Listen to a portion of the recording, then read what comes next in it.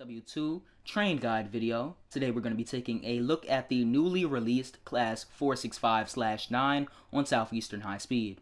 This tutorial will cover some of the safety systems, the startup procedure, and some of the operating procedures real operators take and do in real life.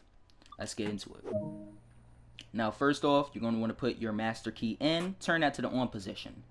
Put your reverser into neutral, and you can now unlock your left doors. We are operating a service from Rochester to Gillingham. It is an 8-car service, so we're going to be stopping at the 8-car stop markers in the stations. We're going to set our safety systems now. Our AWS is going to go to the normal position, and we're going to acknowledge the alarm by pressing this button here, the circle button on your PS4 controller, the B button on your Xbox controller, or the Q key on your keyboard. This is your DSD. Here is the driver's safety device or driver's vigilance device, and it will sound an alarm in the cab every 30 to 45 seconds if you do not touch the throttle to make sure you are alive and paying attention. Also, if you do not have the train in neutral, if you stand up and take your foot off of the vigilance pedal, the DSD will sound an alarm in the cab, and this is what it sounds like. Until you sit back down, that alarm will keep sounding in the cab. You can have that alarm not play if you just keep the train in neutral when in the station. We're going to turn our regen brakes on to get the beautiful braking sound the 465 makes, and that will also allow us to use the speed set right here. You can set the speed set by using the R and F keys or your keyboard, or you could use it by selecting it this way. Since the speed limit is 30 on this section, we're just going to set it to 30.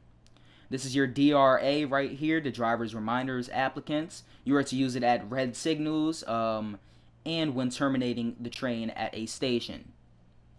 It stops the train from applying any type of acceleration power. Your cab lights are over here, your horn is over here, and your wipers is over here, and your clipboard light is over here. I like to use the clipboard light when I'm in the tunnels because I feel like the cab lights washes everything out too much. Your headlights is up here. You can turn that to night running, marker lights, and day running. We're going to turn that to day running since it is the daytime, and your tail lights is right here. We're now ready to depart the station, so we're going to have the guard ring the buzzer, and we are going to lock the doors. I'm going to also be turning the HUD off, and we are going to operate to Gillingham without the HUD. I'm going to put the train into the forward position, and I'm going to put it into notch 3. So we are now in notch 3 acceleration. We don't put it into notch 4. I believe it's to reduce strain on the couplings between the cars. I'm not completely sure about that though. But I like to put it into notch 4 around 15 miles per hour.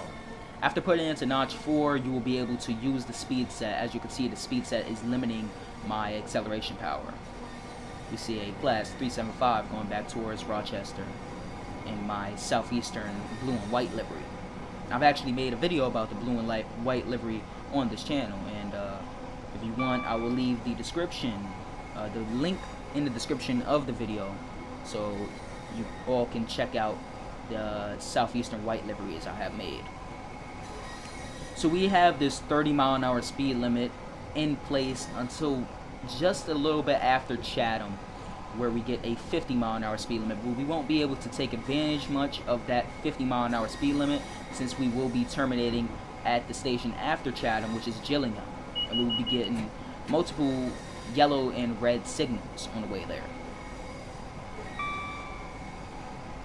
So the signal into Chatham is green and it is clear, so we are able to come into the platform as normal, and we're going to be stopping at the 8-car stop marker. The 8-car stop marker in this platform is going to be right below the countdown clock, so we're going to be keeping a look on the left side of the platform to make sure we're stopping in the right place. So I've reduced my power. I'm now coasting into the station here, and once we pass this AWS magnet, I'm going to put it into notch 1 braking. As you can see up there on the left side, the countdown clock is coming up, and the car stop marker is right there below it, the 4 to 10 marker. And we're just going to stop right next to it, put the train into neutral, and unlock the doors. You stay at stations for about 30 seconds in this train, and we entered the station in about 35 seconds into 6:44, so we're going to leave at 6:45 on the dot. Let's take a quick glance at the platform. As we can see, all is well. The doors is good. And we had a perfect stopping position here. So now we're going to get ready to lock the doors here. Yep, we're on time. Ring the guard buzzer and lock the doors. Now I'm going to put the train back into forward, reduce the brakes, and put that into notch 3. Our next and final station is Gillingham, where we will be terminating on the far right track. Now, as we come around this, is going to be a sharp curve right after this tunnel. As we come around it, we're going to get multiple AWS alarms and a speed limit increase to 50. Although, as I said before, we won't be able to really use that speed increase. We'll only get up to about 45 miles per hour before we need to start decelerating again.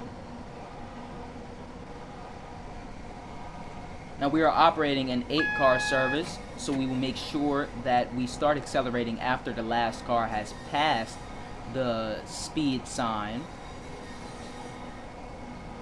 And that alarm you heard back there was the AWS alarm, alerting us of that double yellow signal. Since it is a double yellow, that means the next signal is a yellow, and the signal after that will be the red. So we need to keep an eye out for the next yellow and red. Our last car should have passed that speed sign, so we're just going to put the speed set up to 50 now. Another AWS magnet here is going to be alerting us of the yellow coming up.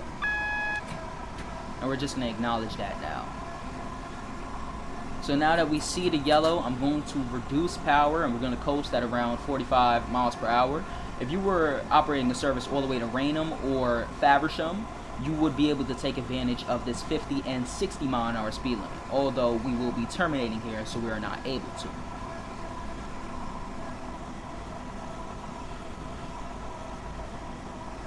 So you're going to be seeing a red signal pop up out of the tunnel just down there. I'm going to start decelerating actually to make sure all is good. Seems that signal is yellow, so we don't need to hammer on the brakes too much. I'm going to reduce the speed set though to 15 miles an hour. Another 375 going the opposite direction. Always nice to see AI services while you're operating along the line. And as you can see right there, there's a white line above that yellow signal telling us that we will be taking the track to the far right. That AWS alarm was now alerting us about this signal, and we have a 15 mile an hour speed limit coming up just before the junction into Gillingham. So I'm going to now decelerate and make sure we are at around 15 miles an hour. And now I'm going to put the train back into notch 4 to make sure the speed set holds us at that speed.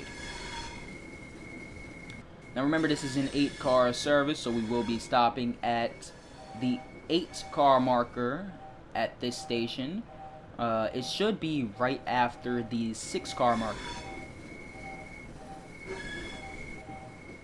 There's a red signal at the end of the platform, so we need to keep all eyes on the signal and make sure we are paying full attention to what our train is doing. We do not want to spad on this service. I really do like the sounds Armstrong Powerhouse has made for the 465s. I really appreciate them helping DTG out with these sounds, because the train just sounds amazing. It reminds me a lot of the 96 stock on the Jubilee line. That was the AWS alarm alerting us of this red signal right here. And we're going to be stopping right here at the 8-car marker. Put the train into neutral and unlock the doors. We're going to make sure the DRA is on so we cannot move. And that's about it. We're just going to make sure all passengers have unloaded And that will be the end of this tutorial of the class 465/9 on Southeastern High Speed in Train Sim World 2. If you enjoyed this tutorial and you want to see more of these types of videos, like the video and subscribe to the channel for more content. I'll catch you guys in the next video. Peace.